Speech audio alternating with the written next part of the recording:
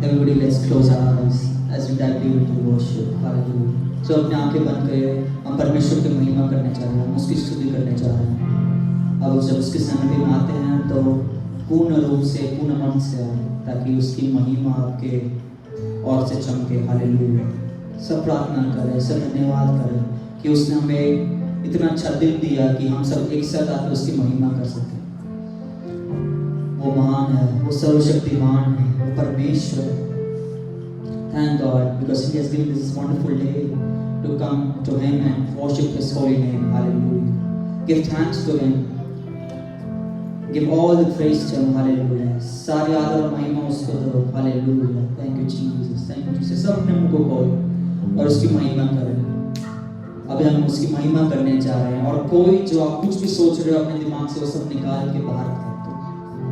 कि अभी हम सिर्फ उसकी महिमा करने जा रहे हैं, तो जब हम उसकी महिमा करेंगे हम सिर्फ परमेश्वर के बारे में सोचेंगे, उसके ऊपर देखेंगे, यीशु मसीह को देखेंगे और किसी को नहीं, हमारे परेशानियों को नहीं, हमारे रिश्तेदारों को नहीं, लेकिन यीशु मसीह को देखेंगे। Hallelujah, hallelujah. हम ईश्वर के पिता परमेश्वर शब्द धन्यवाद करते हैं, आपने सुन मौका दिया, इससे धन्यवाद परमेश्वर। यीशु आपने इतना अच्छा दिन दिया ताकि हम आप इधर आके आपके नाम की महिमा कर सके। परमेश्वर आप धन्य हो, आप महान हो परमेश्वर, आपके जैसा कोई नहीं, उस यीशु मसीह के नाम की तरह कोई नहीं। वो नाम जो हम सब नाम से ज्यादा हम पुकारते हैं, वो नाम जो हर नाम से श्रेष्ठ नाम है पिता, हम वो पुकारते हैं परमेश्वर। हम आपकी संगति में आते हैं, आप संभालना, आप चलाना, और हम जरूर विश्वास रखते हैं क्योंकि हम विश्वास की जिंदगी जीते हैं। हम सिर्फ देखते नहीं, हम विश्वास के द्वारा चलते हैं परमेश्वर। सब ने मुंह को खोले, सब प्रार्थना में लगे रहे, कोई भी इधर ना देखे। Hallelujah. Everybody in the state of prayer. Hallelujah. As we are going to worship Him, don't look here and there, don't be distracted in the presence of God. Hallelujah. Thank you Jesus, thank you Jesus. आपके नाम की महिमा हो परमेश्वर, आपके नाम की स्तुति हो परमेश्वर। ईश्वर महान हो, आप पिता हो परमेश्वर। कितने सारे ऐसे लोग हैं जिनको मौका नहीं मिलता, वो ऐसे आके आपकी आराधना कर सके, फिर भी वो अपने पूरा तन मन से आपकी आराधना करते हैं परमेश्वर। हम इधर आए हैं, हमें इतना आपने आज़ादी दी है ताकि हम इधर आके आपके नाम की महिमा कर सके। उस आज़ादी का हम जरूर उपयोग करेंगे और आपका नाम सबसे ऊंचा उठाएंगे परमेश्वर। आपने मेरी प्रार्थना सुनी और कबूल की, इसके धन्यवाद। मुक्ति यीशु मसीह के नाम से मांग पिता, आइए हम सब खड़े होंगे और परमेश्वर की आराधना करेंगे। Let's stand up as we worship His name. The first song it says, यीशु तेरे करीब आने से जिंदगी मेरी बदल गई। Lord, when you came close to me, when you found me, Lord, my life was changed. My life was transformed. My life, which was in the pit of darkness, which was in the pit of sins, from all anxieties, worries, depression, everything was changed when you entered my life. How many can say that? Lord, when you entered my life, परमेश्वर जब आपने मेरी जिंदगी में कदम रखा, जब आपका नाम मैंने पुकारा, तो वो नाम के कारण परमेश्वर मेरे पास कुछ नहीं होगा, तो मेरे पास मैं अमीर नहीं होगा, मेरे पास ज्यादा कोई मुझे जानता नहीं होगा, लेकिन जब मैंने वो नाम पुकारा, मेरे अंदर एक शांति आई, मेरे अंदर एक आनंद आया, क्योंकि आपके नाम में सब शांति, सारा आनंद, सारी चंगाई है परमेश्वर। इसलिए परमेश्वर मैं आपके करीब आना चाहता हूँ। कितने लोग कह सकते हैं, कितने लोग दुआ करते हैं, परमेश्वर मैं तेरे और करीब आना चाहता हूँ। Lord, I want to be more closer to you, Lord. I want to go more, I want to move more and more closer to you, Lord. Not far away, but as soon as the days goes, as soon as the years went by, I want to be more and more closer to you, Lord. मैं आपके और करीब आना चाहता हूँ पिता, मैं आपके और करीब आना चाहता हूँ। अब सब कहे, पिता मैं आपके और करीब आना चाहता हूँ। आइए हम एक गीत गाएंगे और परमेश्वर की महिमा करेंगे।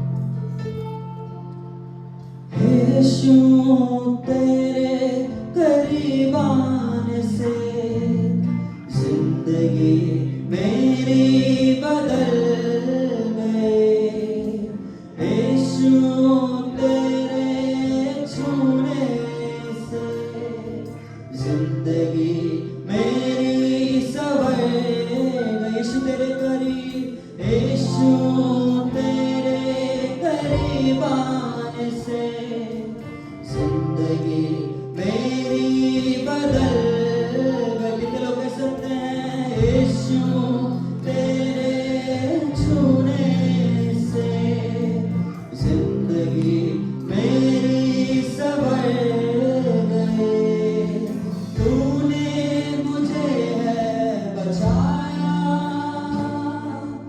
तूने मुझे ऐसे लाया, तूने मुझे बचाया, तूने मुझे ऐसे लाया। मैं धन्यवाद करता रहूँगा, यीशु धन्यवाद करता रहूँगा। मैं धन्यवाद करता रहूँगा, मैं धन्यवाद करता रहूँगा। धन्यवाद, धन्यवाद, धन्यवाद, धन्यवाद सबके धन्यवाद, धन्यवाद, धन्यवाद, धन्यवाद। मैं जो पापों में डूबा हुआ था और जो तुझसे दूर हुआ था, मैं जो पापों में डूबा हुआ था और जो तुझसे दूर हुआ था, तूने मुझे छुड़ाया, अपनी राह पर चलाया। तूने मुझे छुड़ाया,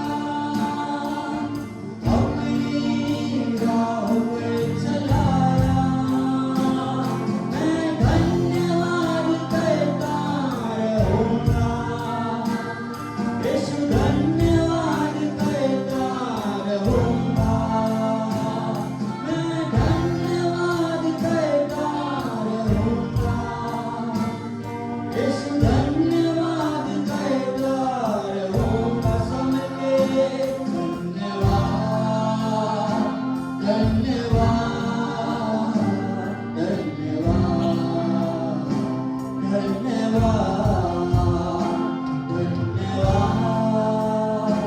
धन्यवाद, धन्यवाद, धन्यवाद। यीशु तेरे करीब आने से जिंदगी मेरी बदल गई। यीशु तेरे छूने से जिंदगी मेरी संवर गई। तूने मुझे बचाया, तूने मुझे सहलाया, तूने मुझे बचाया, तूने मुझे सहलाया। मैं धन्यवाद करता रहूँगा, यीशु धन्यवाद करता रहूँगा। मैं धन्यवाद करता रहूँगा, यीशु धन्यवाद करता रहूँगा। धन्यवाद, धन्यवाद,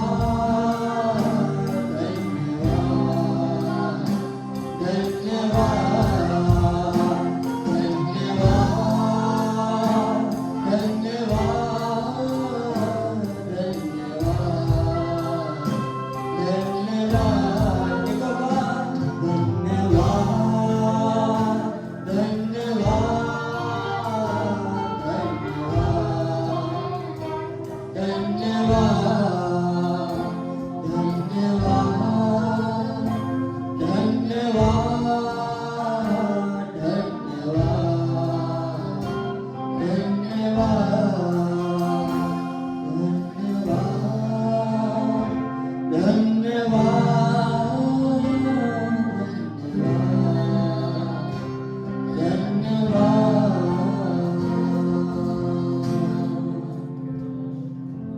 यीशु तेरा धन्यवाद, पिता का धन्यवाद। मैं जो पाप में डूब गया था, मैं जो पाप में गिर गया था, I was fallen in the state of pit, of darkness and sins, Lord. But you were there for me, when you came close to me, when you came for me, Lord, when you paid the price so that I can rise. You're so good, Lord. एक और हम गाएंगे, मैं जो पापों में डूबा हुआ था, सब मिलके गाएंगे। मैं जो पापों में डूबा हुआ था और जो तुझसे दूर हुआ था, मैं जो पापों में डूबा हुआ था और जो तुझसे दूर हुआ था, तूने मुझे है छुड़ाया, अपनी राह पर चलाया, तूने मुझे है छुड़ाया, अपनी राह पर चलाया। मैं धन्यवाद करता रहूंगा, धन्यवाद करता रहूंगा, सबके गाएंगे। मैं धन्यवाद करता रहूंगा, यीशु धन्यवाद करता रहूंगा, धन्यवाद धन्यवाद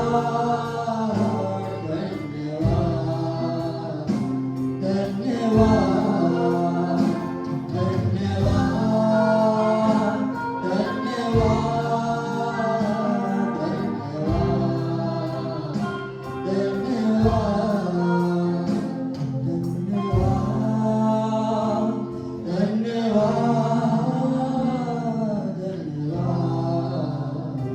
धन्यवाद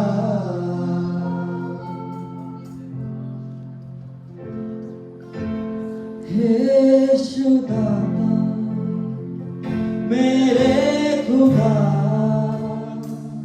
करता हूँ स्तुति आराधना। यीशु दाता मेरे खुदा, करता हूँ स्तुति आराधना। घुटनों से ऊंचा, कमर से भी ज्यादा, तुझ में डूबो यही ख्वाहिश मेरी। कितने लोग कह सकते हैं? घुटनों से ऊंचा, कमर से भी ज्यादा, तुझ में डूबो यही ख्वाहिश मेरी। यीशु दाता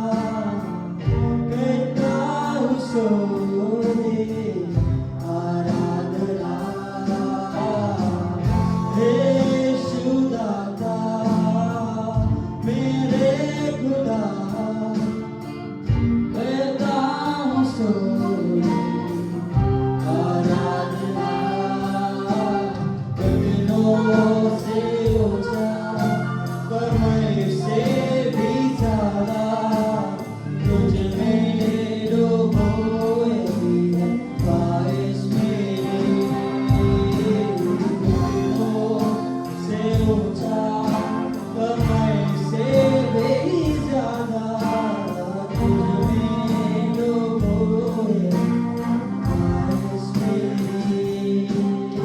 घुटनों से ऊंचा कमर से भी ज्यादा तुझ में डूबोए ख्वाहिश मेरी घुटनों से ऊंचा कमर से भी ज्यादा तुझ में डूबोए ख्वाहिश मेरी घुटनों से ऊंचा कमर से भी ज्यादा तुझ में डूबोए ख्वाहिश मेरी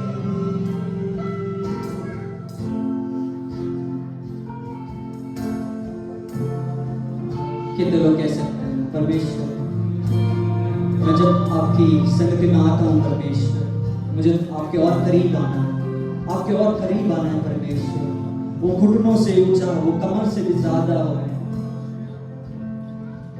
ताकि मैं सकूं परमेश्वर मैं कह सकूं आप मेरे स्वर्गीय पिता हो क्योंकि आप मेरे करीब आए थे और कोई नहीं मेरे माता पिता नहीं मेरे रिश्तेदार नहीं लेकिन आप जब मेरे करीब आए जब मैंने आपका नाम पुकारा तब परमेश्वर मेरी जिंदगी को आपने बदल दिया मेरी जिंदगी को आपने बदल दिया और मेरे साथ जितने भी लोग थे उनको आप बदलोगे परमेश्वर मैं उसका पूरा विश्वास रखता हूँ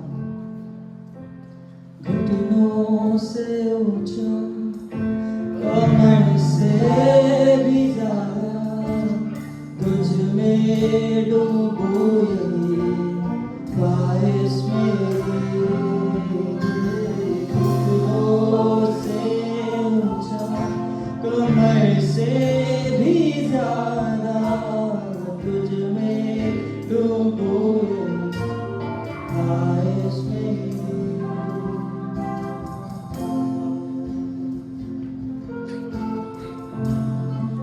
हमें को बहुत धन्यवाद करें धन्यवाद धन्यवाद धन्यवाद धन्यवाद सब मिलके धन्यवाद धन्यवाद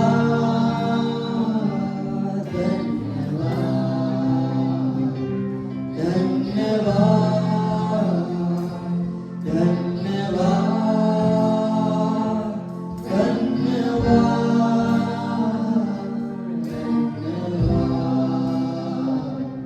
धन्यवाद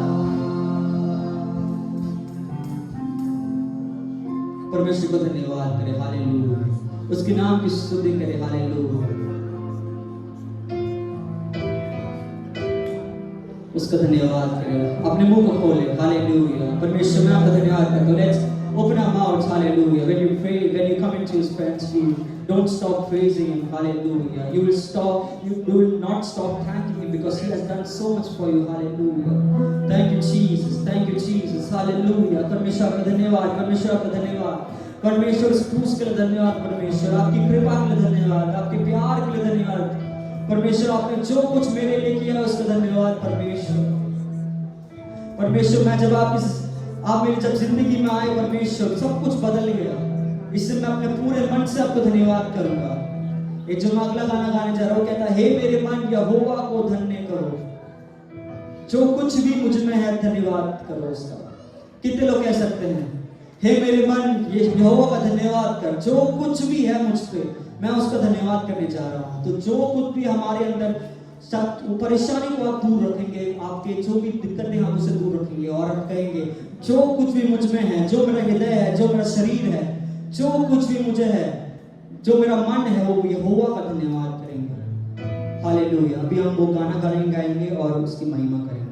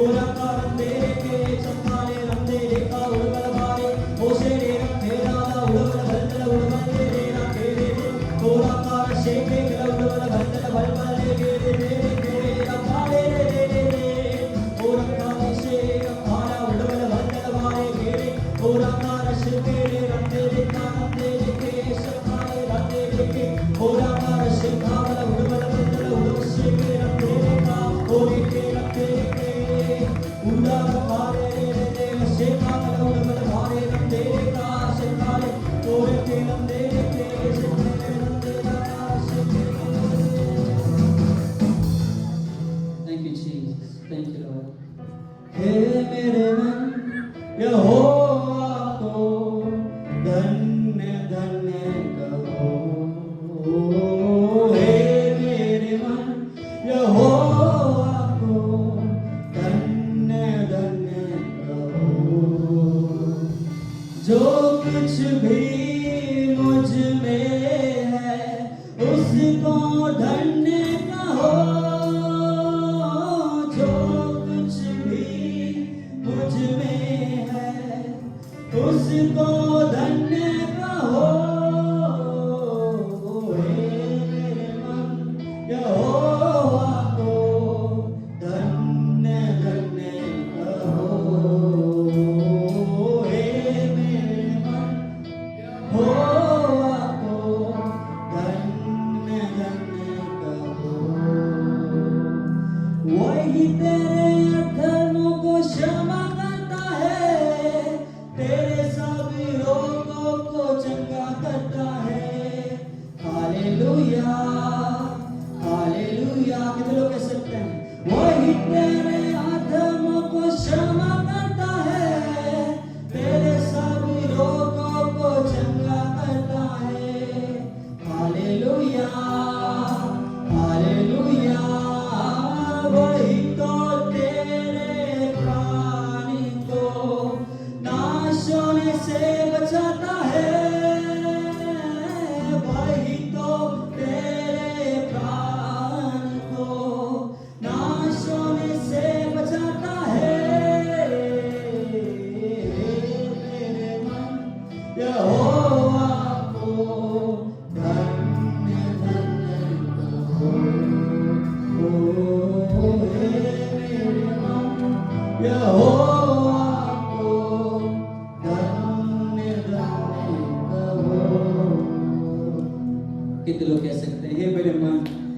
को धरने कहो, उसके सारे वंदना को धरने कहो, क्योंकि वो महान है परमेश्वर। वही हमें अधर्मों से बचाता है, वो हमें सारे रोगों से चंगाई देता है, सारे रोगों से तृप्त करता है, सारे बीमारियों से, सारे बंधनों से वो हमें मुक्त करता है। वही तो है जो हमारे प्राण को, हमारे वजह से नहीं कि हम इतना अच्छा डाइट करते हैं, हम हमेशा हेल्दी रहते हैं, हम हमेशा सुखी रहते हैं इसलिए हम अभी तक खड़े हैं, अच्छे से कर रहे हैं, नहीं। या हमारे पापा मम्मी ने हमारा देखभाल किया उसकी वजह से भी नहीं, लेकिन परमेश्वर ने हमारे जान को अपने हथेलियों पे रखा है और हमें हमेशा अपने पंखों के नीचे बनाए रखा है, इसलिए हम अभी जिंदा हैं। उसके सांस लेकर हम उसकी महिमा कर रहे हैं।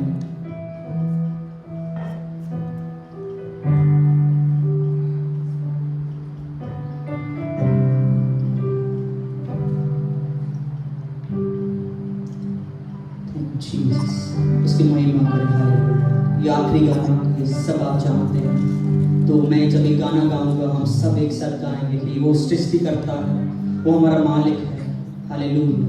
जब उसकी महिमा करते हैं हम पूर्ण रूप से उसकी महिमा करेंगे। जब उसकी आराधना हम करते हैं हम पूर्ण रूप से उसकी आराधना करेंगे। सारे सृष्टि के मालिक तुम ही हो, सारी सृष्टि के रक्षक तुम ही हो। करते हैं तुझको सादर प्रणाम, गाते हैं तेरी गुणगान। सारी सृष्टि के मालिक तुम ही हो, सारी सृष्टि के रक्षक तुम ही हो। करते हैं तुझको सादर प्रणाम, गाते हैं तेरी गुणगान।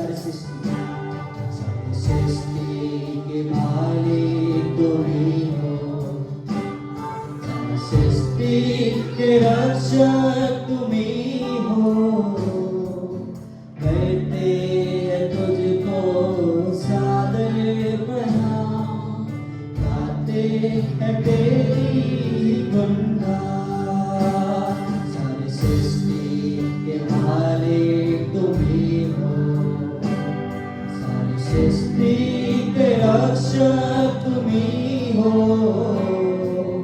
कहते हैं तुझको सादे प्रणाम, गाते हैं तेरे गुण सबके।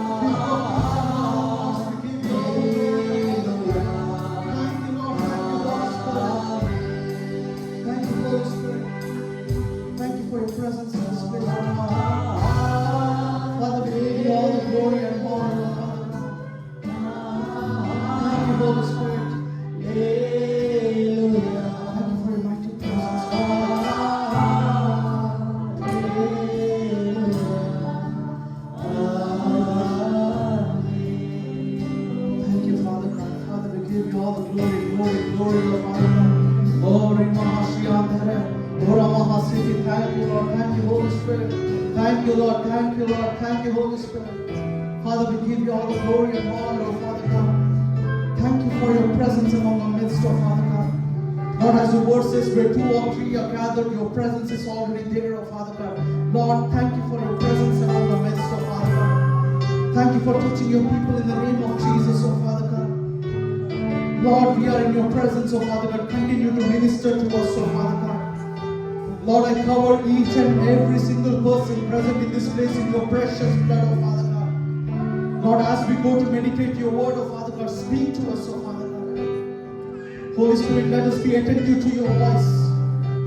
Lord, let every ears be attentive to your voice in this place, oh Father God. Lord, we give you all the glory, oh Father God. Continue to minister to us, oh Father God. Thank you, Lord. We decrease, oh Father God, and let your name be increased on high, Lord. In your mighty name I pray, oh Father God. Amen. Amen. Praise the Lord. Everyone can be seated. God is good. How many of us can say God is good? And all the time, His presence is always among our midst. Wherever we are, His presence is always among our midst. Such a mighty God we serve. आप सबों को प्रभु यीशु मसीह के नाम में जय मसीह की। Thank you everyone for coming here and spending time together as one family worshiping our living God. So right now I call upon the kids for their memory verse. If all the kids can come here for their memory verse. Check.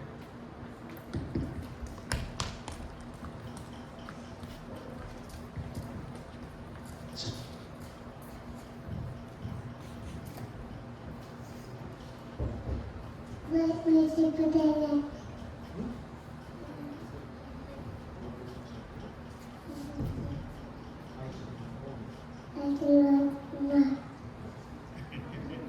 you 7 and 8. Ask and it will be given to you.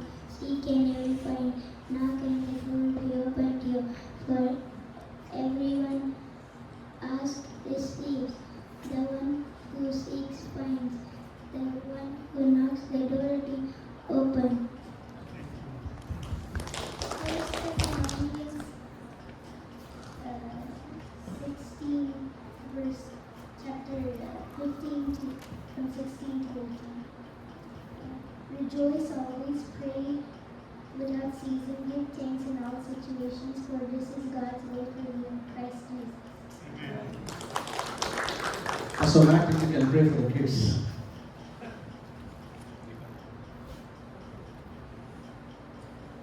Lord, we just bless these children in your name. Thank you, Jesus, for raising them up and giving them all knowledge of you, Christ. Thank you, Jesus, that these scripture verses just live on the inside of them and bring forth revelation of Christ. In Jesus' name. Amen. Amen. It's joy to see the kids growing in Christ. हमें बहुत ही खुशी होती है कि बच्चों को प्रभु में बढ़ते देख। At this young age, we need to shape them according to the Word of God. इस बढ़ती उम्र में हमको उनको परमेश्वर के वचन में चलना सिखाना है। Thank you, worship team, for leading us to the wonderful worship. Worship team आपका बहुत-बहुत धन्यवाद जो आपने इतनी सुंदर सभा ली। Let us go into the Word from Romans chapter 12, verses 1 to 2. Romans chapter 12, verses 1 to 2. आइए हम रोमियो उसका 12वां अध्याय उसकी पहली और दूसरी आयत पढ़ेंगे। It says, "Therefore I urge you, brothers and sisters, by the mercies of God, to present your bodies as a living sacrifice, holy and well-pleasing to God, which is your rational act of worship. And do not be conformed to this world, but be transformed and progressively changed, so that you may prove what the will of God is, that which is good and acceptable and perfect." इसलिए हे भाइयों, मैं तुमसे परमेश्वर की दया स्मरण दिलाकर विनती करता हूँ कि अपने शरीरों को जीवित और पवित्र और परमेश्वर को भावता हुआ बलिदान करके चढ़ाओ। यही तुम्हारी आत्मिक सेवा है। और इस संसार के सदृश ना बनो, परंतु तुम्हारी बुद्धि के नए हो जाने से तुम्हारा चाल चलन भी बदलता जाए, जिससे तुम परमेश्वर की भली और भावती और सिद्ध इच्छा अनुभव से मालूम करते रहो। If you see in the first 11 chapters of Romans, Paul has presented the doctrines of the Christian religion. अगर हम रोमियो के पहले अध्याय से 11वें आयत तक देखें, तो पौलुस ने यीशु मसीह की जो बातें हैं उसने सिखाई वो बताया। He lays us the foundation of faith. उसने एक विश्वास की नींव को रखा। In brief, the teachings are as follows. In brief, the teachings are as follows. हम उसको डिटेल में देखेंगे। That is, we are united with Christ. हम मसीह में एक हैं। Through the death of Christ, our old self has died. मसीह की मृत्यु से हमारी पुरानी बातें बीत गईं। Through the resurrection of Christ, our new self has come to life. मसीह के जी उठने से हमारा नया जीवन आया। Sin has no longer any power over your life. पाप का हमारे जीवन में अब कोई हमारे ऊपर उसका रोल नहीं है। And you have been given a helper, that is Holy Spirit. और हमें एक सहायक दिया गया है जो कि पवित्र आत्मा है। In the next 4 chapters, आगे के 4 अध्याय में now Paul speaks about how we Christians have to lead our life. पौलुस हमें ये बताता है कि हम मसीहों को कैसे जीवन जीना है। Our old self has gone and we are new self right now. हमारा पुराना जीवन बीत गया और अब हम नए हो चुके हैं। And he's showing us how we have to lead our life. और हमें वो ये बताता है कि हमें अपना नया जीवन कैसे जीना है। If in our old self we were one sinner, but in our new self we are now walking according to the Holy Spirit and with Christ Jesus.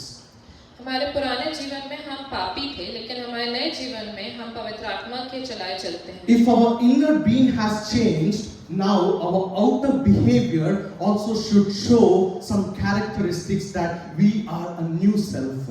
अगर हमारा अंदर का जीवन बदल गया है तो बाहर से भी हमारा जीवन में बदलाव दिखना We चाहिए। say we are dead to our old self, but now our behavior should show that we are dead to our old self and we are walking according to Christ Jesus. हमारा पुराना जीवन जो मर गया है और हमारा जो नया जीवन है उससे मसीह दिखना चाहिए। If you read from Ephesians chapter 2 verses 10, it says, "For we are his workmanship, created in Christ Jesus for good works, which God prepared beforehand that we should walk in them." इफिसियों उसका दूसरा अध्याय उसकी 10वीं आयत देखेंगे, क्योंकि हम उसके बनाए हुए हैं और मसीह यीशु में उन भले कामों के लिए सृजे गए जिन्हें परमेश्वर ने पहले से हमारे करने के लिए तैयार किया। The purpose of salvation is once we are saved, we show the good works in our life. उद्धार का ये उद्देश्य है कि अगर हम बचा लिए जाते हैं तो वो हमारे जीवन से दिखना चाहिए। We walk according to the fruits of the Holy Spirit. हम जब चलते हैं तो जो पवित्र आत्मा के फल हैं वो हमारे We जीवन में are दिखना here चाहिए। to spread the gospel. परमेश्वर का वचन हमारे जीवन से दिखना We चाहिए। are here to work in his kingdom. हम उसके राज्य में काम करने के लिए बुलाए So गए। now when you come to Romans chapter 12 verses 1, Paul now gives us a first instruction. So what is our first greatest work as a Christian? तो जैसे हम देखते हैं रोमियो में उसके 12वें अध्याय और पहली आयत में कि एक मसीह होने के नाते पौलुस ने बताया कि हमारा क्या काम है। What is our first work as Christians? एक मसीह होने के नाते हमारा पहला क्या काम है? Paul says that I beseech you therefore, brethren, by the mercies of God, that ye present your bodies as a living sacrifice. इसलिए हे भाइयों, मैं तुमसे परमेश्वर की दया स्मरण दिलाकर विनती करता हूँ कि अपने शरीरों को जीवित और पवित्र और परमेश्वर को भावता हुआ बलिदान करके चढ़ाओ। It is to offer your bodies as living sacrifice to God, holy and pleasing. हमें अपने शरीरों को जीवित और पवित्र बलिदान करके चढ़ाना है। When Paul means the word body, he means your entire body, your spirit, your soul, your physical body. Paul means to offer everything as a living sacrifice to God. जो पौलुस यहाँ पे शरीर कहता है तो उसका मतलब है कि हमारा सब कुछ हमें चढ़ाना है। The body that Paul is speaking he's not speaking about your old self that was once in sin, but the body what Paul is now speaking is about your new self that is transformed in Christ Jesus. जो पौलुस यहाँ पे शरीर के बारे में कह रहा है वो हमारा पुराना जीवन जो मृत हो गया वो नहीं, पर हमारा नया जीवन जो मसीह में है उसके बारे में कह रहा है। We must offer our new transformed body to Christ Jesus as a living sacrifice. हमारा नया बदला हुआ जीवन हमें एक जीवित बलिदान के रूप में चढ़ाना है। That is the first and greatest work as Christians. ये हमारा पहला और सबसे बड़ा कर्म है एक मसीह होने के If you नाते। read from Romans chapter 6 verses 19 and Romans chapter 6 verses 12 to 13, अगर हम देखते हैं रोमियो उसका 6वां अध्याय उसकी 12वीं और 13वीं आयत और 19वीं it's आयत। in verses 12 to 13 it says, "Therefore do not let sin reign your mortal body, that you should obey it in its lust. And do not present your members as instruments of unrighteousness to sin, but present yourselves to God as being alive from dead, and your members as instruments of righteousness to God." Romeo उसका 6वां अध्याय उसकी 12वीं और 13वीं आयत। इसलिए पाप तुम्हारे मरणहार शरीर में राज्य ना करे कि तुम उसकी लालसाओं के अधीन रहो, और ना अपने अंगों को अधर्म के हथियार होने के लिए पाप को सौंपो, पर अपने आप को मरे हुओं में से जी उठा हुआ जानकर परमेश्वर को सौंपो, और अपने अंगों को धर्म के हथियार होने के लिए परमेश्वर को सौंपो। And in verse 19 it says, "I speak in human terms because of the weaknesses of your flesh.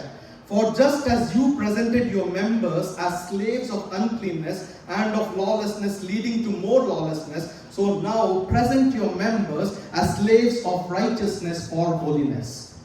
और उसकी 6वें की 19वीं आयत।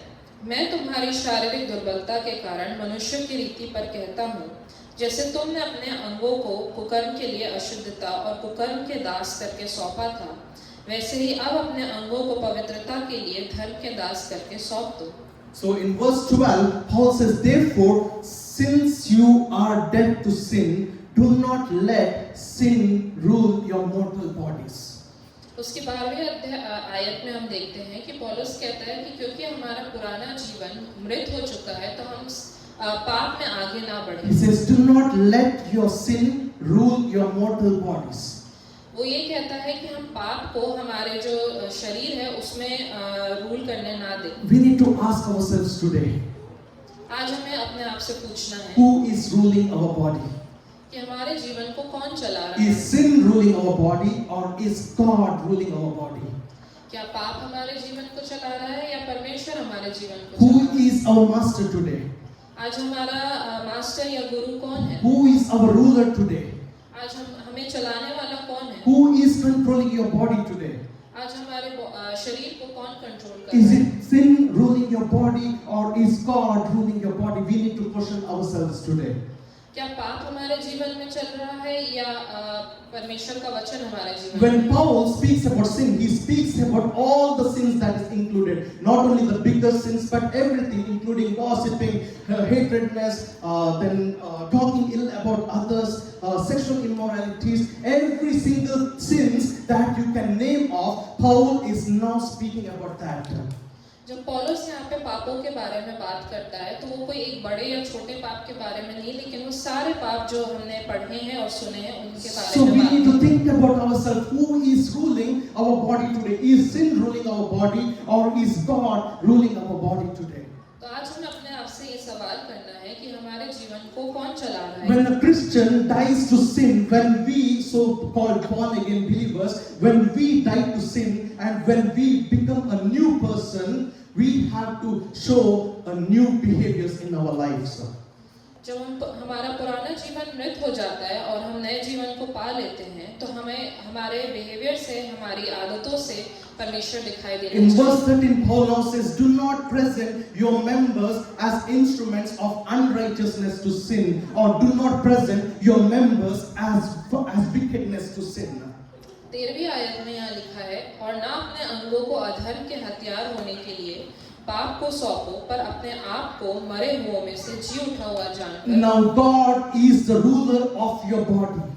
जो परमेश्वर है वो हमारे जीवन का चलाने वाला So है। use the members as instruments of righteousness to God.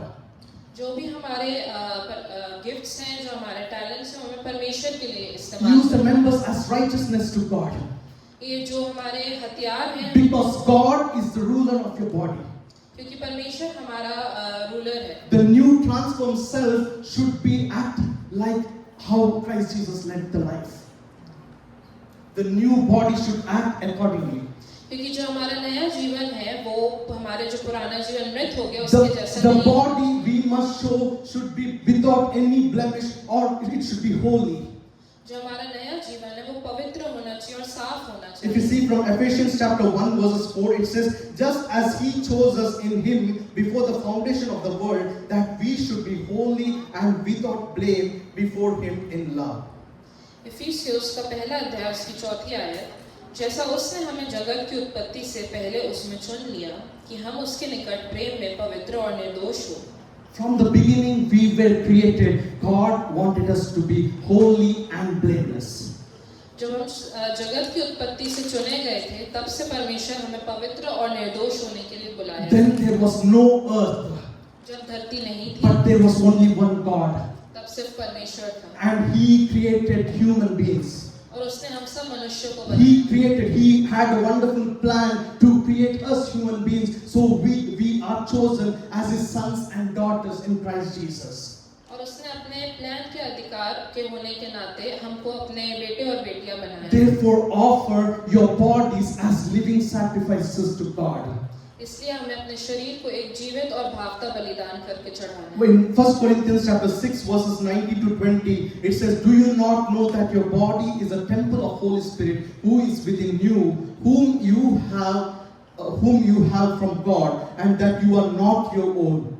You were brought with a price, so then honor and glorify God with your body. पहला कुरिन्थियों उसका 6वां अध्याय उसकी 19वीं और 20वीं आयत, क्या तुम नहीं जानते कि तुम्हारी देह पवित्र आत्मा का मंदिर है जो तुम में बसा हुआ है और तुम्हें परमेश्वर की ओर से मिला है, और तुम अपने नहीं हो, क्योंकि दाम देकर मोल लिए गए हो, इसलिए अपनी देह के द्वारा परमेश्वर की महिमा करो। The Christian, our body is the temple of Holy Spirit. जो हमारा शरीर है वो परमेश्वर का मंदिर है। We as a members, we form one body in Christ Jesus, that is the church. हम परमेश्वर के बच्चे होने के नाते So Paul is asking, do you not know that your body is the temple of Holy Spirit? पौलुस हमसे पूछता है कि क्या हम नहीं जानते कि हमारा शरीर परमेश्वर का मंदिर है? Do you not know that your body is the temple of Holy Spirit? क्या हम ये नहीं जानते कि हमारा शरीर परमेश्वर का मंदिर है? Because even if we are walking in our old self, maybe we are talking ill about others, we are gossiping about others, maybe involved in unwanted sins, remember that you are not only defiling your mortal body, but you are defiling the temple of God as well, because Holy Spirit dwells in you. अगर हम अपनी पुरानी बातों पर चलते हैं, गपशप करते हैं, गलत आदतों में हैं, तो जो हम अपने सिर्फ जो जीवित हमारा शरीर है सिर्फ उसको ही नहीं लेकिन परमेश्वर को भी दुखी करते हैं। Holy Spirit dwells in you, so offer your bodies as living sacrifices to God. पवित्र आत्मा हमारे अंदर है, इसलिए हम अपने शरीर को एक जीवित और भावता बलिदान That is the first thing Paul says here, offer your bodies as a living sacrifices to God. यहाँ पे पौलुस वही कहता है कि हम अपने जीवन को एक जीवित बलिदान चढ़ाएं। When we come to Romans chapter 12 verses 2, it says, do not conform any longer to the patterns of the world.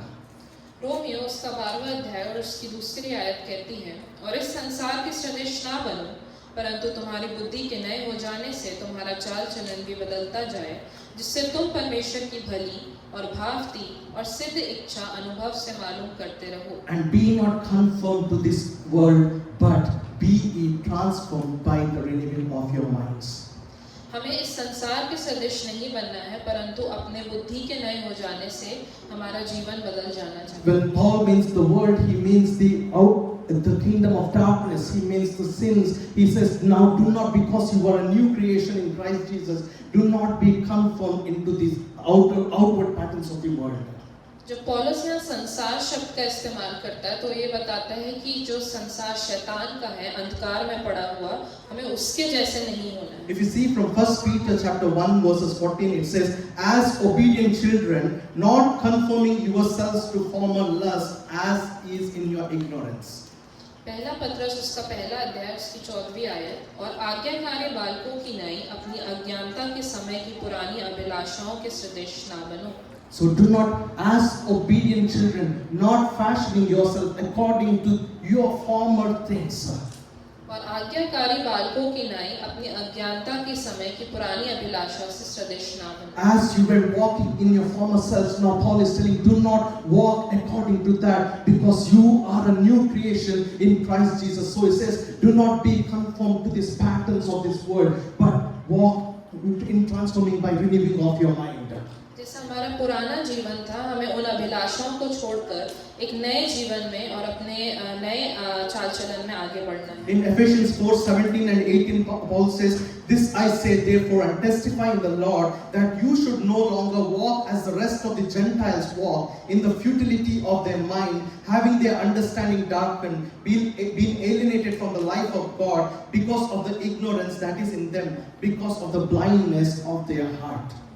इफिसियों का चौथा अध्याय उसकी 17वीं और 18वीं आयत, इसलिए मैं यह कहता हूँ और प्रभु में जताए देता हूँ कि जैसे अन्य जाति लोग अपने मन की अनर्थ की रीति पर चलते हैं, तुम अब से फिर ऐसे ना चलो, क्योंकि उनकी बुद्धि अंधेरी हो गई है, और उस अज्ञानता के कारण जो उनमें है और उनके मन की कठोरता के कारण वे परमेश्वर के जीवन से अलग किए हुए हैं। See, Paul says, no, you should no longer walk as the rest of the Gentiles walk. यहाँ पे पौलुस कहता है कि हमें अब हमारे जीवन के नए हो जाने से जैसे अन्य जाति चलती है वैसे नहीं चलना। Therefore, offer your bodies as a living sacrifices to God. इसलिए अपने जीवन को हमको एक जीवित बलिदान करके चढ़ाना है। Do not conform according to the patterns of the world, because you are a chosen generation. इस संसार के सदृश नहीं बनना है, क्योंकि हम चुने गए लोग हैं। Everyone sitting in this place is chosen by God. हम में से हर एक यहाँ मौजूद लोग परमेश्वर के द्वारा चुने गए। So do not walk according to the world. इसलिए संसार के सदृश हमें नहीं चलना। So how can you be holy and pleasing to God? तो हम कैसे पवित्र और परमेश्वर को एक भावता बलिदान चढ़ा सकते हैं? Only by being transformed or by being renewing of your mind. हमारे मन के नए हो जाने से या हमारे बदल जाने से हम चढ़ा सकते हैं। Paul gives us a clear command here. One is do not be conformed, and he says, but be transformed. यहाँ पे हमको सफाई से पौलुस ने बताया है कि हमें संसार के सदृश नहीं बनना है, पर हमारे मन के नए हो जाने से We must grow and walk in Christ Jesus. हमें परमेश्वर में आगे बढ़ना है और ऊंचा जाना है। Our mind should be functioning like the way Christ Jesus taught. जैसे यीशु मसीह का जो उसकी आज्ञाएं थी, हमें हमारा मन वैसे ही Our होना चाहिए। walk in our life should depict the life of Christ Jesus. हमारा जो चाल चलन है वो यीशु मसीह के चाल चलन को दिखाना Because you चाहिए, are the sons and daughters of Christ Jesus. क्योंकि हम उसके बेटे और बेटियां If you हैं। see Philippians chapter 2 verses 5, Philippians chapter 2 verses 5, it says, let this mind be in you which was also in Christ Jesus. फिलिपियो उसका दूसरा अध्याय उसकी 5वीं आयत, जैसा मसीह यीशु का स्वभाव था वैसा ही तुम्हारा भी स्वभाव हो। Let this mind be in you as it was in Christ Jesus. जैसा यीशु मसीह का स्वभाव था वैसा ही हमारा स्वभाव भी होना The चाहिए। greatest example of humility is Christ Jesus. सबसे बड़ा उदाहरण नम्रता का यीशु So Masih. it says, let your attitude, let your action, let everything that you do depict Christ Jesus. हमारा सारा चाल चलन और स्वभाव हमारे जीवन से पर यीशु मसीह को दिखाना How चाहिए। does our new spiritual self grow? It grows according to when you act according to Christ Jesus. When your walk is according to Christ Jesus. When you are a new creation and walk according to Christ Jesus. हमारा चाल चलन कैसे नया हो सकता है? जब हम परमेश्वर और यीशु मसीह के दिखाए रास्ते पर चलें और उसकी आज्ञाओं को मानें। When Paul says the word mind, Paul says your inner mind, your thoughts, your actions. Paul speaks about that. यहाँ पौलुस जब मन के बारे में बात करता है तो हमारे अंदर के मन और हमारी इच्छाओं के बारे में बात करता है। Because from our own mind comes old thoughts of our old self. क्योंकि हमारे पुराने मन से हमारे जो पुराने इच्छाएं थी वो आती हैं। And from the same mind comes your new thoughts of a new self. और उसी मन से हमारे नए हो जाने के कारण हमारे नए इच्छाएं आती हैं। Right? There are times when from your mind comes your old thoughts, whatever you did in the past, sometimes it comes and bothers you. And from the same mind, now because you are a new creation, now new thoughts comes. Everything is in your mind. ये हमारे मन के ही कारण हम पुरानी बातों को सोचते हैं और हमारे मन के ही कारण हम आगे की और अच्छी नई बातों को भी सोचते हैं। Everything depends on how you tune your mind, or everything depends on how you operate your mind. ये सारी बातें इस पे डिपेंड करती हैं कि हम अपने मन को कैसा मोड़ते हैं। That is why Paul says, be transformed by renewing of your mind. इसलिए पौलुस कहता है कि हमारे मन के नए हो जाने से हमारा जीवन बदल जाना चाहिए। Ephesians 4:24, Paul says, and put on the new self created in the God's image in the righteousness and holiness of the truth. इफिसियों का 4 अध्याय उसकी 24वीं आयत, और नए मनुष्यत्व को पहन लो जो परमेश्वर के अनुसार सत्य की धार्मिकता और पवित्रता में सृजा गई है। Put on your new self. हमारे नए मनुष्यत्व को हमें पहनना We है। said that we are a new being. हमारे नए मनुष्यत्व, All old things have passed away, सारी पुरानी बातें and बीत गई everything is new. और सब कुछ नया So हो now गया। Paul says, put on this new self. इसलिए हम यहाँ पौलुस कहता है कि अपने नए Put मनुष्यत्व को on these पहने। new thoughts. ये सारे नए विचारों Put को, on these new actions. ये सारे नए स्वभाव Put को, on these new desires. ये सारी नई इच्छाओं को लाओ। Do not go back to the old desires. पुरानी इच्छाओं पे मत जाओ, Do not go back to your old thoughts. पुराने सोच पे मत जाओ। So Paul says, put on your new self. हमारे नए मनुष्यत्व को पहनना है। See, for a profession, for example, for a nurse or for a police, everyone has their own uniform. जो ये प्रोफेशंस होते हैं उनके अलग ही एक वर्दी होती है। We identify every profession by their uniforms. हम उनके काम को उनकी वर्दी के कारण पहचान पाते हैं। Suppose in the hospital, if you go, you see, and you know who is a nurse, you know who is a doctor. जैसे हम एक अस्पताल में जाते हैं तो हम ये देख के समझ पाते हैं कि कौन नर्स है और कौन In डॉक्टर the है। police station, you know who is the police, and you know based on their uniform. हम एक पुलिस स्टेशन में जाते हैं तो हम ये पहचान पाते हैं कि वहाँ पुलिस कौन है क्योंकि उसकी वर्दी के So कारण। we called Christians should wear the uniform of Christ Jesus. तो इसलिए जब हम अपने आप को मसीह बोलते हैं तो हमारा जो मनुष्यत्व है, जो वर्दी है, वो यीशु मसीह के नाम की होनी If चाहिए। we called Christians do not wear the uniform of Christ Jesus, how will people think who you are? अगर हम अपने आप को मसीह कहते हैं और यीशु मसीह को नहीं पहनते हैं तो सामने वाला देखे कैसे हमें बोलेगा। We called Christians, we should wear that uniform of Christ Jesus so people will know, okay, this person, there is something different in this person. अगर हम यीशु मसीह को नहीं पहनेंगे तो कोई हमें अलग नहीं कर पाएगा। And what is the first thing a prisoner does when he goes from the jail? जब कोई एक कैदी कैद से बाहर आता है तो वो सबसे पहले क्या करता है? He removes his uniform. वो अपनी वर्दी को उतारता He है। removes the uniform that was given in the jail and now he puts a new cloth and he goes out. वो अपने जेल के वस्त्र को उतार के नए कपड़ों को पहन के बाहर In जाता the है। same way, we have to remove all that old things which was in our lives. We should remove that old things and put on this new self, what was given to us by Christ Jesus. ऐसे ही हमें भी अपनी पुरानी बातों को छोड़कर हमें जो नई मनुष्यत्व है उसको पहन लेना। Romans 13:14 Paul says, "But clothe yourselves with the Lord Jesus Christ and make no provision for the flesh in regard to its improper desires." Romeo उसका 13वां अध्याय उसकी 14वीं आयत कहती है, वरन प्रभु यीशु मसीह को पहन लो और शरीर की अभिलाषाओं को पूरा करने का उपाय ना करो।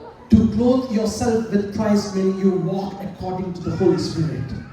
अपने आप को मसीह यीशु से पहन लेने का मतलब है कि हमें पवित्र आत्मा की चलाए चलना। If we live by the Holy Spirit, if we lead according to the Holy Spirit, we will not gratify the desires of our flesh. अगर हम पवित्र आत्मा की चलाए चलते हैं तो हम शरीर की अभिलाषाओं को पूरा नहीं In Galatians 5:16 Paul says, "I say then walk in the Spirit and you shall not fulfill the desires of the flesh." गलतियों उसका 5वां अध्याय उसकी 16वीं आयत कहती है, पर मैं कहता हूँ आत्मा के अनुसार चलो तो तुम शरीर की लालसा किसी रीति से पूरी ना करो। Walk in the Spirit and you shall not gratify the desires of the flesh. इसलिए हमें आत्मा के अनुसार चलना है ताकि हम शरीर की लालसाओं को पूरी ना Put करें। on your new self. हमारे नए मनुष्यत्व को पहन लेना है। Be transformed, be renewed in your mind. हमारे नए मन को और हमारे नए मनुष्यत्व को पहनना है। When your mind is changed, your life will be transformed. जब हमारा मन बदलता है तब हमारा जीवन भी बदल जाता है। Because where your mind goes, your life will follow as well. क्योंकि जहाँ हमारा मन जाता है हमारा जीवन भी वहीं जाता है। Stop waiting for any outer miracles to happen to change your mind. बाहर से कोई चमत्कार होने के लिए हम रुके ना रहें। Stop waiting for any outer miracles to happen so that your mind will be changed. बाहर से कोई चमत्कार होने के लिए हम ना रुके ताकि हमारा उससे मन बदले। Because no miracles can change your mind. क्योंकि बाहर के कोई चमत्कार से हमारा मन नहीं It बदलेगा। is you who will change your mind. हमारे बदलने से ही हमारा मन It बदलेगा। is you who will take away all that chaos in your life and walk according to the Spirit. हम ही हैं जो अपने मन से विचलित बातों को हटा सकते हैं। How will you change your mind? हम अपने मन को कैसे By बदल सकते हैं? meditating on the Word of God. परमेश्वर के वचन पढ़ने से। When you meditate the Word of God, you can now change your mind. जब हम परमेश्वर के वचन को पढ़ते हैं तो हमारा मन बदल My सकता है। mind is always negative. मेरा मन हमेशा नकारात्मक My बातें- mind always thinks about negative things. मेरा मन हमेशा नकारात्मक बातें There is no miracle that can happen, but you have to change the way of thinking by the Word of God.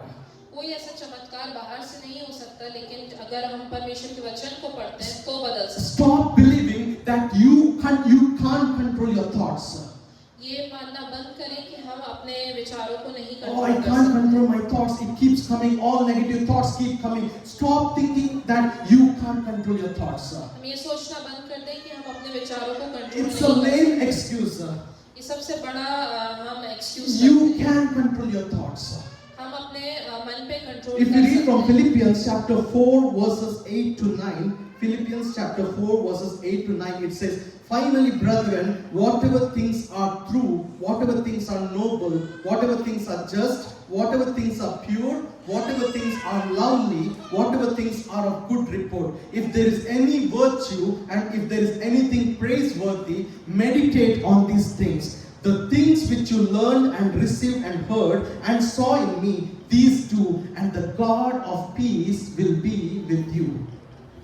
फिलिप्पी उसका चौथा अध्याय उसकी 8वीं और 9वीं आयत। निदान हे भाइयों, जो बातें सत्य हैं और जो बातें आदरणीय हैं और जो बातें उचित हैं और जो बातें पवित्र हैं और जो बातें सुहावनी हैं और जो बातें मनभावनी हैं, निदान जो सद्गुण और प्रशंसा की बातें हैं, उन्हीं पर ध्यान लगाया करो। Whatever things are true, जो भी बातें सच हैं, whatever things are noble, जो भी बातें उचित हैं, whatever things are just, जो भी बातें पवित्र हैं, whatever things are pure, जो भी बातें सुहावनी हैं, whatever things are lovely, जो भी बातें मनभावनी हैं, whatever things are of good report. जो भी बातें सद्गुण हैं, Think and meditate on these. उन पे हमें ध्यान And लगाना। then it says, "Then the God of peace will be with you." तब जो हमारा शांति का परमेश्वर है वो हमारे साथ होगा। In Joshua 1:8 it says, "This book of law shall not depart from your mouth, but you shall meditate it on day and night."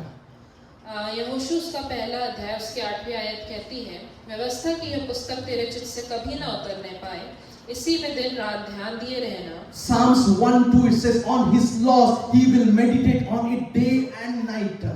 भजन संहिता उसका पहला अध्याय उसकी 2री आयत, परंतु वह तो यहोवा की व्यवस्था से प्रसन्न रहता और उसकी व्यवस्था पर रात दिन ध्यान किए So रहता। it is clear that you can control your thoughts. तो यहाँ पे साफ लिखा है कि हम अपने विचार को कंट्रोल कर When you सकते हैं। meditate on the word of God, जब हम परमेश्वर के वचन को पढ़ते when हैं, you fill your mind with the word of God, जब हम अपने मनों को परमेश्वर के वचन से भरते you हैं, can now control your thoughts. तो हम अपने थॉट्स को कंट्रोल कर It सकते is true that we can get attacked by various thoughts, हैं। ये बात सत्य है कि हम दूसरे विचारों से अटैक किए जा सकते हैं, but if your mind is filled with the word of God, then you can control your thoughts. पर जब हमारा मन परमेश्वर की बातों से भरा होता है तो हम उनसे लड़ सकते हैं। What you feed in your mind will become your mindset. जो भी बातें हम अपने मन में भरते हैं वो ही हमारा सोच हो जाएगी। What you feed in your mind will become your mindset. जो भी हम बातें अपने मनों में भरते हैं वही वैसे ही हमारी सोच होगी। I always think negative. मैं हमेशा नकारात्मक I सोचता हूँ। always speak negative. मैं हमेशा नकारात्मक सोचता हूँ, Your mindset will become negative. तो आपकी सोच भी नकारात्मक हो I जाएगी। always think positive according to the word of God. मैं हमेशा भला सोचता हूँ, Your mind will be positive. तो आपका सोच भी भली So होगी। what your mind feeds will become your mindset. जो भी आपका जो भी आप बातों पे अपना मन लगाएंगे वैसे ही आपकी सोच होगी। Confess on what you believe and on not on what you feel. उन बातों पे हमको बोलना है जो हम जिनको विश्वास रखते हैं, ना कि उन बातों को जिनको हम महसूस करते How did we attain salvation? हैं। हमें उद्धार कैसे मिलता We है? believed हमने विश्वास किया and we confessed और हमने उसको बोला that Jesus Christ is our Lord कि परमेश्वर यीशु मसीह ही परमेश्वर and we है are saved. और हम उससे We बचाए गए। confess that through our mouth. ये हमने अपने मुंह से बोला। In the same way, there is plenty of promises in this Bible.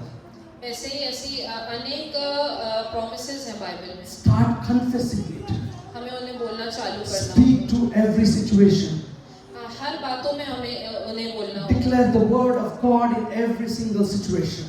परमेश्वर के वचन को हर परिस्थिति में बोलना होगा। Jesus did that same way when he was in wilderness.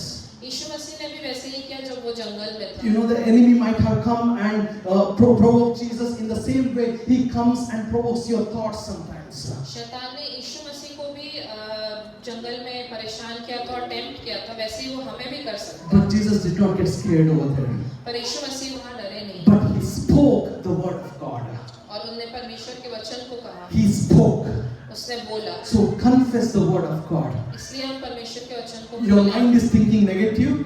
अगर हम नकारात्मक सोच रहे You हैं, get anxious. अगर हम परेशान हैं, you get stressed, अगर हम घबरा रहे हैं, confess the word of God. परमेश्वर के वचन को बोलें। Your mind is a devil. It says an empty mind is a devil's workshop.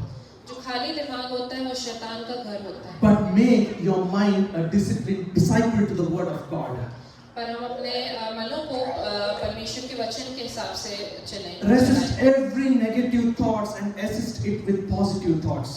सारी नकारात्मक बातों को दूर करते हुए सकारात्मक बातों को In सोचें। 2 Corinthians 10:5 it says, casting down arguments and every high thing that exalts itself against the knowledge of God, bringing every thought into captivity to the obedience of Christ.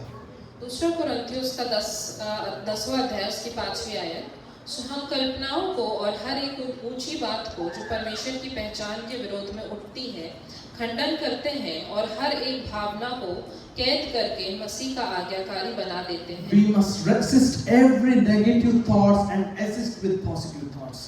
हमें हर एक नकारात्मक बातों को का विरोध करते हुए हर सकारात्मक बातों से भरना It है। says bringing into captivity to the obedience of Christ, bringing every thoughts into captivity to the obedience of Christ. यहाँ वो कहता है और हर एक भावना को कैद करके मसीह का आज्ञाकारी बना Bring देते हैं। every thought into the obedience to Christ. हमारे हर एक विचार को हम परमेश्वर के आज्ञाकारी बना देते हैं। Whatever thoughts you are thinking today, bring it into obedience of Christ. जो भी आज हम सोच रहे हैं हम उसको मसीह के आज्ञाकारी बना Whatever दें। negative thoughts you are thinking today, whatever your mind is running with today, bring it into the captivity, into the obedience of Christ. जो भी नकारात्मक बातें आज हमारा मन सोच रहा है हम उसको मसीह के आज्ञाकारी में ले आए। You cannot stop a bird from flying over your head, हम कोई चिड़िया को हमारे सर के ऊपर से उड़ने से नहीं रोक सकते, but you can stop a bird from building a nest over your head. लेकिन हम उस पक्षी को अपने सर पे घोंसला बनाने से रोक सकते हैं। So you can stop these negative thoughts and by building yourself into the word of God. वैसे ही हमें नकारात्मक बातों को हटाते हुए परमेश्वर की बातों को सोचते हुए उसके अधीन आज्ञाकारी बना So सकते two हैं। things. दो बातें, Do not come from any long, offer your body as a living sacrifices to God. हम इस संसार के सदस्य ना बने, Do not conform any longer to the patterns of this world, but be transformed by the renewing of your mind. हम इस संसार के सदस्य ना बने पर अपने मनों को बदलें। Offering your body as living sacrifices, अपने जीवन को अपने शरीर को जीवित बलिदान करके चढ़ाएं। transforming your mind, renewing your mind. अपने मन के नवीनीकरण को होने दें। Third thing, तीसरी बात, renewing your tongue. हमारे जीभ का नवीनीकरण करें। Ephesians 4:29 says, "Let no corrupt word proceed out of your mouth, but what is good for necessary edification, that may impart grace to the hearers." इफिसियों उसका 4वां अध्याय उसकी 29वीं आयत, कोई गंदी बात तुम्हारे मुंह से ना निकले पर आवश्यकता के अनुसार वही जो उन्नति के लिए उत्तम हो, ताकि उससे सुनने वालों पर अनुग्रह हो। Ephesians 5:4 it says, "Neither filthiness, nor foolish talking, nor coarse jesting, which are not fitting, but rather giving of thanks."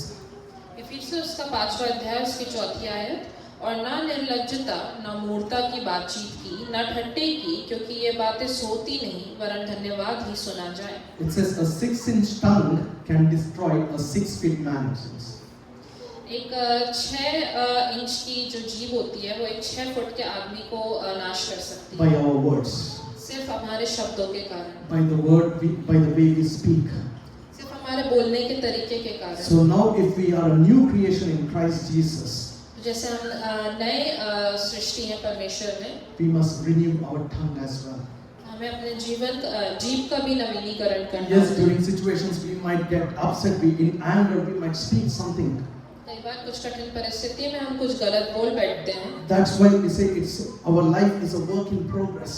इसलिए हमारा जो जीवन है ये एक काम है जो अभी भी चल रहा है। When you know that there is something wrong in your life, जब हमें पता होता है कि हमारे जीवन में कुछ गलत चल रहा when you है, know that you need to renew your tongue, you renew your mind, you need to work to it. जो हमें पता है कि हमारे जीवन में हमें नवीनीकरण की जरूरत है, Talk what is needed. जो जरूरत है हमें वही बोलना है, Because in your same tongue you can bless a person, and in that same tongue you can curse a person as well. हम उसी जीभ से किसी को आशीष भी दे सकते हैं और उसी जीभ से किसी को शापित भी कर Life सकते हैं। and death is in your tongue. जीवन और मृत्यु हमारी जीभ में है। So renew your tongue, अपने जीभ के नवीनीकरण करें, renew your minds. अपने मन के Do नवीनीकरण not करें। conform any longer to the patterns of this world. इस संसार के सदस्य ना बने। As the worship team comes and leads us with the last worship song, जैसे वर्शिप टीम ऊपर आती है, let us take this time to think ourselves. आइए हम इस समय अपने मनों को जांचें। Let us examine ourselves if there is any places in our life that we have to change. हम अपने मनों को जांचें कि हमें कहाँ पे बदलना है। If we maybe in our thoughts, in our actions, in the way we do, maybe we have to change some things. शायद हमारे बोलने के तरीके में, शायद हमारे स्वभाव में। Let us examine ourselves. आइए हम अपने आप को Let जांचें। us examine our thoughts. आइए हम अपने मनों को जांचें। Let us ask the Holy Spirit, what is in my mind today? आइए पवित्र आत्मा से पूछें कि हमारे मन में क्या Let है। us ask the Holy Spirit, what kind of thoughts are in my mind today? पवित्र आत्मा से पूछें कि किस प्रकार के सोच है हमारे मन Maybe में। your mind is filling with many negativities. शायद आज हम बहुत सी नकारात्मक बातें सोच रहे हैं। Maybe you are thinking way too much. शायद हम कुछ ज्यादा ही सोच रहे हैं। Maybe you are thinking what is not necessary. शायद हम जो बातें जरूरी नहीं है उनको सोच रहे हैं। Maybe your mind is non-stop working, even in your sleep. When you go to sleep, your mind might be thinking a lot of unwanted things. शायद जब हम सोने जाते हैं तब भी हम कुछ बिना आवश्यकता की बातों को सोच रहे हैं। It is time for you to ask the Holy Spirit to help. आइए हम पवित्र आत्मा को पूछें कि वो हमारी मदद करे। Because the Holy Spirit is your helper. पवित्र आत्मा हमारा सहायक है। You can control your thoughts. हम अपने सोच को कंट्रोल कर सकते हैं। You can control your mind. हम अपने मनों को बदल सकते You हैं। can control your actions. If everyone can stand up and worship. Let us ask the Holy Spirit. Let us ask the Holy Spirit to give us the thoughts. If there is any places in our lives where we have to still surrender, if there is any things in our life that we have to still surrender, then let us ask the Holy Spirit. Let us ask the Holy Spirit right now. If our minds are filled with lot of negativity, lot of negative thoughts, let us ask the Holy Spirit to remove it right now in the name of Jesus.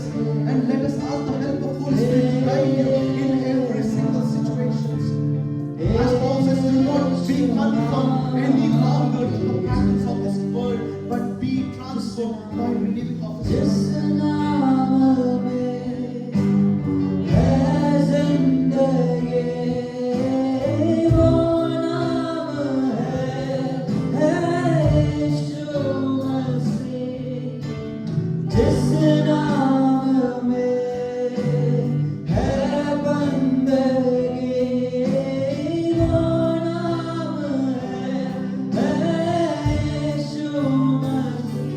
Yeshu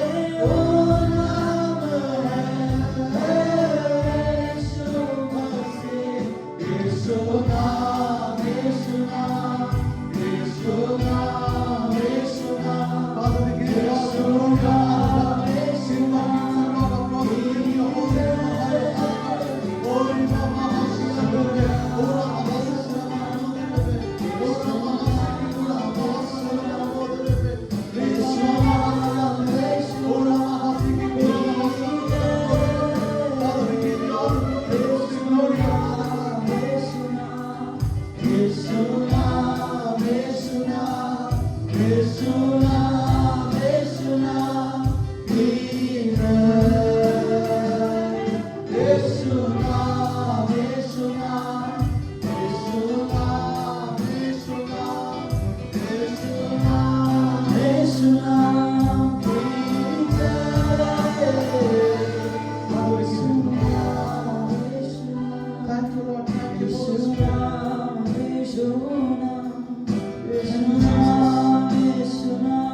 Thank you, Holy Spirit. Thank you, Holy Spirit. Thank you, Lord.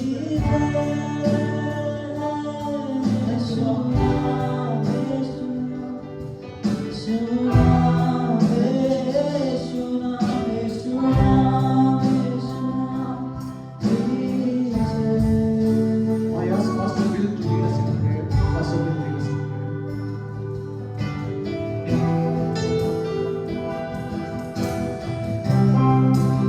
Let's pray together. Father, we thank you tonight for the transforming power of the gospel of Jesus Christ. We serve the one that makes all things new. I'm so thankful that here tonight in this room, we are a people that have been changed and made new by the gospel, through the blood, by the power of your Spirit. And I pray as we go forth from here tonight, as we have heard taught to us, that we will demonstrate the likeness of Christ. And where we go, Christ will be seen. In Jesus' name, amen and amen.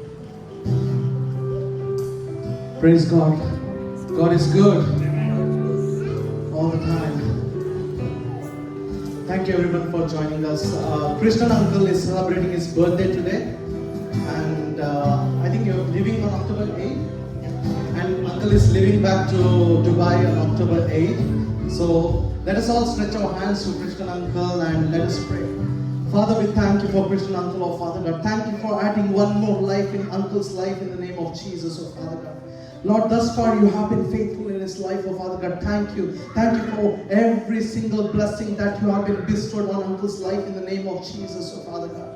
Father, in this new year, oh Father God, Lord, fill in with your wisdom, with your knowledge, oh Father God, with your understanding, oh Father God. Let your blessing flow in his life, oh Father God. Let your favor flow in his life in the name of Jesus, oh Father God. Lord, as also he's traveling back to Dubai, oh Father God, I bless his travel in the name of Jesus, oh Father God. Let your guardian angels surround his travel, oh Father God, and let him go safely and spend time with his family in the name of Jesus, oh Lord. Lord, thank you for Uncle, oh Father God. Thank you for his family, oh Father God. Thank you for what you're doing among this family, oh Father God. Thank you. Thank you for every good thing, oh Father God. Thank you for every good reports you have given in this family, oh Father God.